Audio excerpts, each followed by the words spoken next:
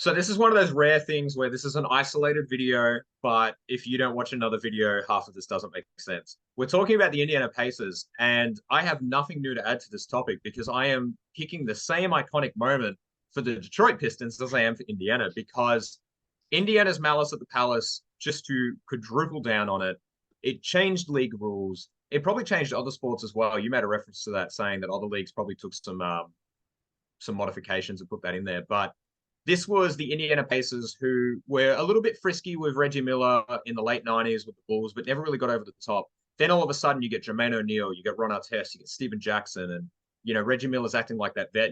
If you've ever watched the Netflix documentary, they kind of talk about they felt like something was happening. They felt like this could be it. They might be able to muster up a championship run here. And they're giving Detroit the business in this game. I think they're beating them by 10 plus, and they've got hopes. They've got hopes and aspirations, and it all comes crushing down with a cup of some beverage. And Ron Artest goes into the stand, and that's why this photo is important, because he's in the stand, and that guy's face is how we'd all look, I think, if our trash talk finally entered the ears of an NBA player and they were coming straight for us.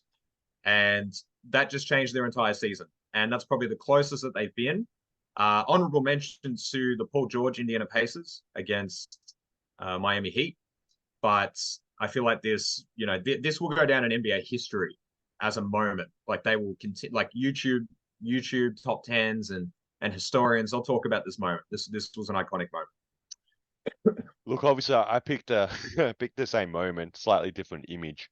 Um, I was just curious. I was looking at your image there, and that fan with his mouth open, obviously, was that the fan he struck? Yeah, yeah, Was it that came the after him. fan He he wasn't the struck? right guy, but It wasn't the right guy, right? Yeah.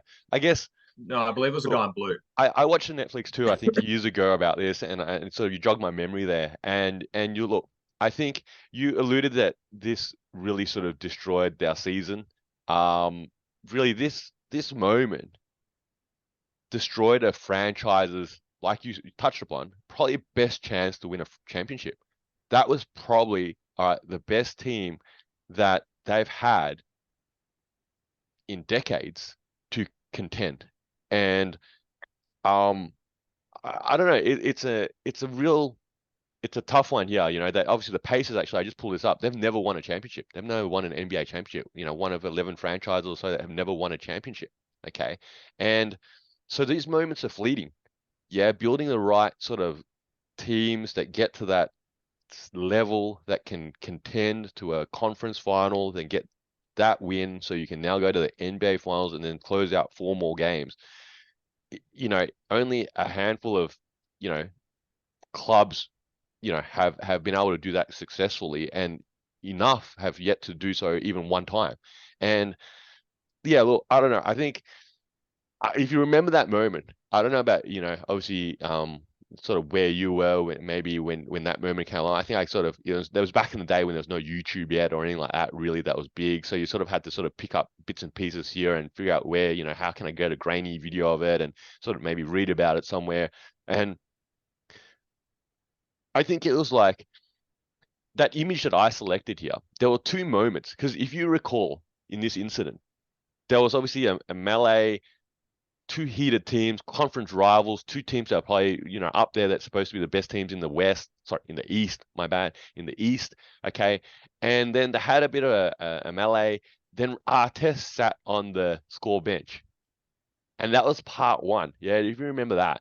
And it felt like that was, at that point, an area where this could have been diffused if something else had transpired differently. But as we all know, everything else that happened, Cup came flying out of the stand, and then he then went into the stands, and that was the end of Pacers' best hope of a championship since I've been alive, as far as I'm concerned. And I guess ultimately that's why I picked this image. Probably, a lot of why you also picked it. It's funny you picked it for Detroit, because I sort of said I don't necessarily think this affected Detroit so significantly. Okay. In part because they already achieved their success. Yeah, that's the catch. Yeah, they already achieved their success. Whereas the Pistons here were like, we're right there on the on the cusp of obviously that success, and for this to happen and the way it unfolded, um, I don't know. And you could make an argument here. Did Artest get suspended too much? I don't know. That's probably a whole nother topic. Yeah, that we can Uh, unpack here. I I don't feel know. like I feel like the fact that he had a career after this is actually miraculous. Like you're talking about a professional athlete who assaulted someone. It's actually miraculous that he went on to have a career and kind of be celebrated and even win a championship. So kudos to him.